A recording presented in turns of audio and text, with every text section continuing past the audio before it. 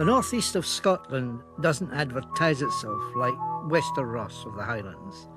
It's so agriculturally rich, most of the scenery is man-made. If you speed north from Aberdeen to Peterhead, it's almost monotonously prosperous. It's a different story if you take one of the Weir roads twisting down to the North Sea.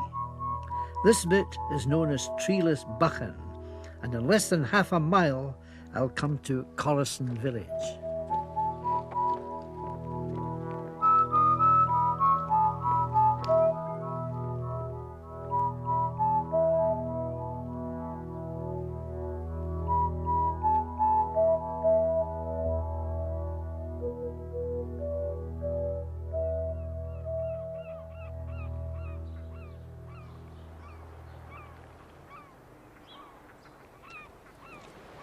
Collieston fishing village was noted for a very special delicacy: speldings, haddocks and whiting, sun-dried on the rocks and grilled with butter that were supposed to be delicious. And one man who was very fond of them was aircraftsman Shaw, Lawrence of Arabia, who lived in that house for 2 years. It was very primitive then, no water, he had to carry his own coal and everything else.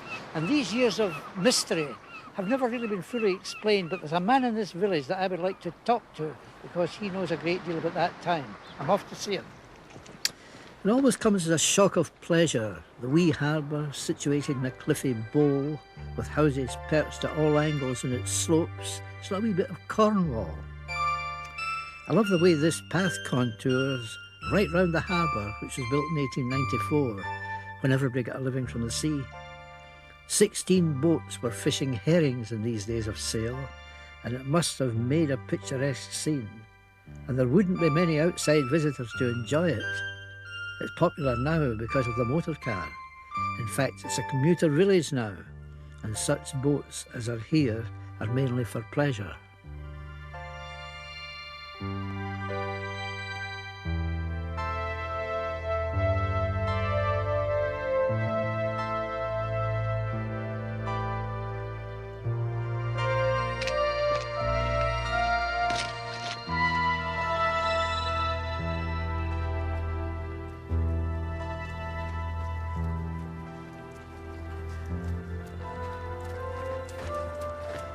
Hi, Jake.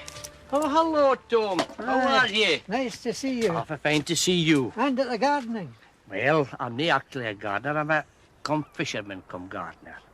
Well, it's looking very well. Oh, well, like anything else, you've just got to wait for things to grow. Ah, well, it hasn't been a very good year. No, it isn't very bad. Well, this morning, when I was coming through the harbour there, I was looking at the house which Lawrence of Arabia lived in. That's right. And I've never really known much about that, and I was told that you were the man who could tell me. Do you remember him? Yes, I remember perfectly well, yes. And he had his Brough Superior motorbike, and he had his riding breeches, what the dispatch riders used to have during the war, and that, and his cap turned round about with the snoot at the back and the goggles, yes. An eccentric man, I would have said he was. But I think he came here to get away from it all. What was he like in appearance? Well, not too tall, but sharp features he had, long chin, and he used to just go into a couple old Mr. and Mrs. Walker. That's the only people that he was friendly with. But he used to go up to the shop to get his pan drops, that's all imperial mints, and his paraffin. And the hovel that he lived in, well, it was just about as primitive as perhaps you'd get on the Highlands. Sand, floor, no linoleum or anything like that. Looks a good house now. Well, it's been reconstructed in 1936, you see. This is just what happens. But long ago, all the houses where I was born, you had the box bed, and it was all chaff, you know, and we used to have to sleep up the stair. It wasn't lined. It was the tiles, and there was quite a few of us. And it was a good-going fishing village then? Well, 1860, there was 442 inhabitants in Collieston and approximately 170 fishermen. There was as high as 64 boats of different varieties. That included the herring boats. It was the most prolific bay for place. And then the winter time you got the cod and then a haddock. And of course, the haddock and the whiting were made into speldings, which was a luxury, the dried fish. That was the stuff that Lawrence really liked. He liked that, but he also liked what we call the yellow fish, which was a smoked fish, because every fisherman had a smokehouse where they used to smoke the fish when they couldn't get the speldings dried. Now, Dick, the first time I met you with a rope round your shoulder. You were supposed to be collecting firewood, but in fact you were looking for a cache of gin. Yes, and before I die, I think I'll get it yet, because smuggling was very rife in this coast. 1798, Philip Kennedy was killed by the gauger, who was the foreman exciseman, because a big quantity of contraband had been landed. Now, 1803, there was 4 schooners of 100 tons and 200 tons burden used to run from Collieston with hide and tallow and barrels of salmon down to Folkestone, and that's where the agent were, and brought back the contraband. How did you signal to the men whether it was safe to come in or not? This was it. Was all the houses with the gables onto the sea had small windows, about a foot square, and they used to put the blanket over there or put the light in when it was safe for them to run.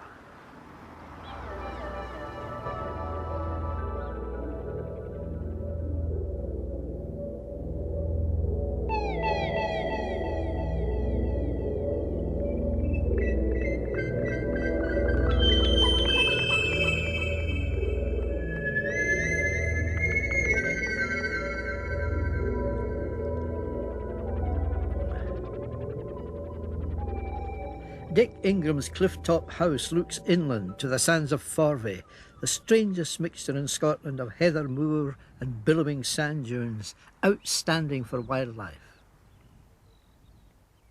It's an important national nature reserve, but what about management problems? The main problems are complex ones of people interacting with wildlife, problems of the sort of damage that can occur from the type of things that people want to do here, windsurfing, shooting, this sort of thing. The majority of them, people are pretty good and enjoy it without causing too much damage.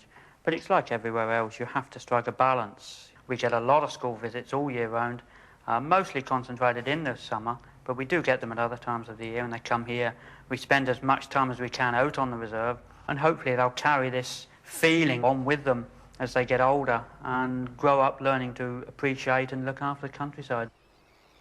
And right at the mouth, you've got these tremendous sandbars. It's almost like a small Sahara. And that's where all the terns are. Yeah. Yes, most of the terns are down there now. It's a very important colony. We've suffered from problems of numbers going up and down over the past few years, but then that's the sort of thing that they do anyway. It's a classic case of where the estuary and the dune system being next to each other double each other's importance, if that makes sense. The birds are getting all the food that they need and a lot of shelter in the estuary. It's a good place to take the young. And of course they've got an ideal breeding place next to the estuary in the dune system.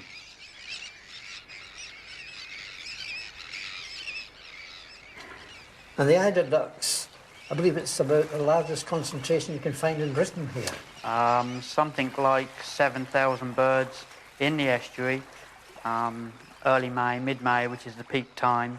So over the years, it's built up to be really a massive colony. Yeah, and the amazing thing is the variety of food that they find here. Yes, the eiders, in fact, do more or less monopolise the mussels. That's their main prey species. But with so many different birds, there is no competition in some senses, because even when 2 different species of birds are feeding on the same food supply, like oyster catchers and gulls on the mussels and eiders on the mussels, they take a different size. So they don't compete. And as you say, there's lugworm, there's ragworm, there's cockles, there's mussels. Tons and tons of food in there, which is really the big attractant to all the birds, both summer and winter, of course, as well. In terms of big estuaries, of course, it's a relatively